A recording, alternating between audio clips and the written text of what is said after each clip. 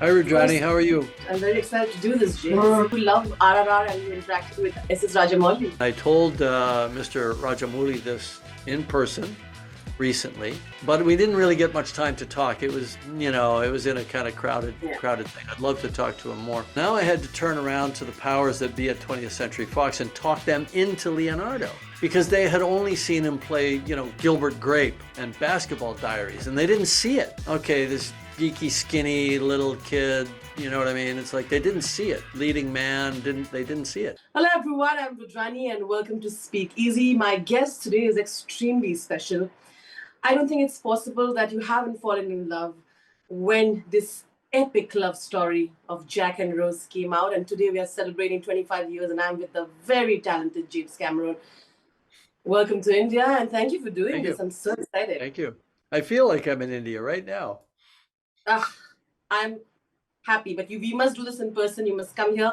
You have a lot of fans here, James. So I love India. I've only had two visits there, but I love being there, and I look forward to my next visit. fantastic.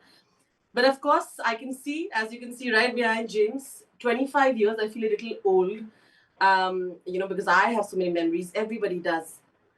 But interestingly, what I know, what went behind making this is tremendous, tremendous hard work on the team that you put together. Yeah, very tough. It was a very tough film, and a lot of people involved, and a lot of very hard technical, physical filming problems, building such a huge set, and all that sort of thing. They're re-releasing to celebrate the 25 years. I want to know, James, would you have made any changes in the casting or in anything in the film today if ever that opportunity would have been? Though, I mean, of course, it's difficult for us to see, or anything that you would have done, like that. Well, there's two parts to the answer. Part one is, as an artist, I don't look at my work from previous times and think, oh, I wish I had done that. I just think, oh, that's interesting. That's how you viewed the world at that point. Maybe a little differently than I view it now. Although, honestly, I think a lot of the themes in that movie, I think, are just as relevant today. I probably would have told a very similar story if I was handed the challenge today of doing a Titanic film. And in terms of second guessing the casting, I think we know the answer to that. We got extraordinarily lucky with our cast, especially Kate Winslet and Leonardo DiCaprio. And what they've given us in their performances and the characters that they created is something for the ages, you know? I know that you made Leonardo sort of do reading when he was not doing it because he was among the Yeah. top people out there.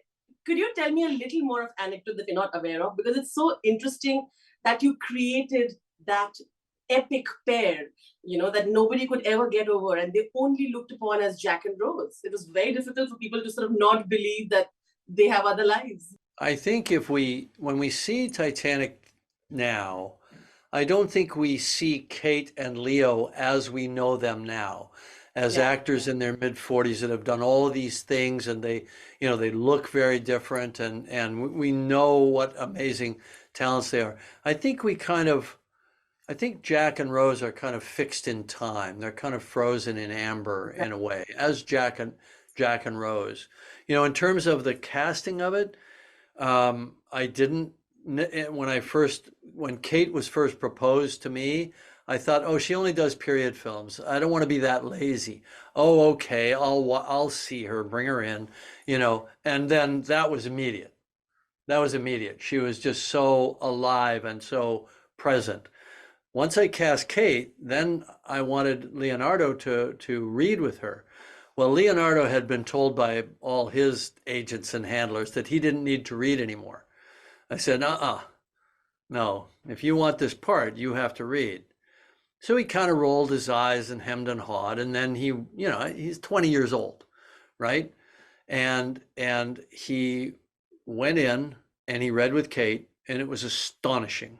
He just switched into the character like a light switch. It was the most amazing thing I ever saw, and he brought it to life right in front of me. So he had Mhm. clearly been thinking about the character. He clearly knew how he would play the scene, you know, and Yeah. and then it stopped. And now I agreed not to tape it. So now I had to turn around to the powers that be at 20th Century Fox and talk them into Leonardo because they had only seen him play, Gilbert Grape and Basketball Diaries, and they didn't see it. Okay, this geeky, skinny little kid, you know what I mean? It's like they didn't see it. Leading man, they didn't see it. So now I had to talk him into reading, and then I had to talk them into it. But fortunately, it all worked out. And the reason I tell this story is because it really makes you think how fragile it is. Whenever you think of a movie that you love, and you go back and you drill down and you find out, oh, that person only got signed up to do it at the very last second, or they took somebody else's place, or, somebody else didn't want it, and then you realize it's all very capricious, and we're just lucky. We're just lucky that they both signed up, and I got to see that they were the right chemistry, because it was kind of a chemistry read. So anyway, so as they say, the rest is history. Of course, and thank you so much. It was also wonderful to see you love RRR and you interacted with SS Rajamouli.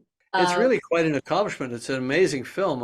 I saw it the first time. I watched it alone. I didn't know what to expect. I was astonished, not just with the bravura physical style of the film and the very good use of VFX, but also the storytelling.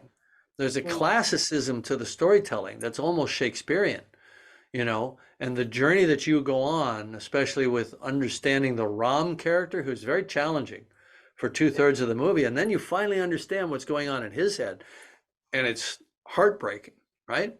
I just think it's a triumph. And I told Mr. Rajamouli this in person recently, but we didn't really get much time to talk. It was, it was in a kind of crowded thing. I'd love to talk to him more.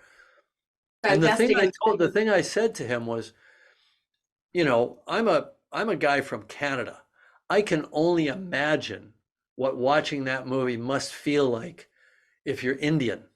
Absolutely. With all of that history, behind you. And it must have been very powerful for audiences there. Absolutely. We're hoping for a collaboration someday. You never know, right? Yeah. Fantastic, James. I'm going to take you up on your promise of coming to India and visiting us. So thank you. Congratulations on Avatar 2. Huge success. And I'll see you soon. We're doing very well in India. So thank you to the audiences in India for. Yes. Yeah, apparently. Okay, thanks. Thank you so much. We'll see you soon. Thank you, James. Okay, see you soon.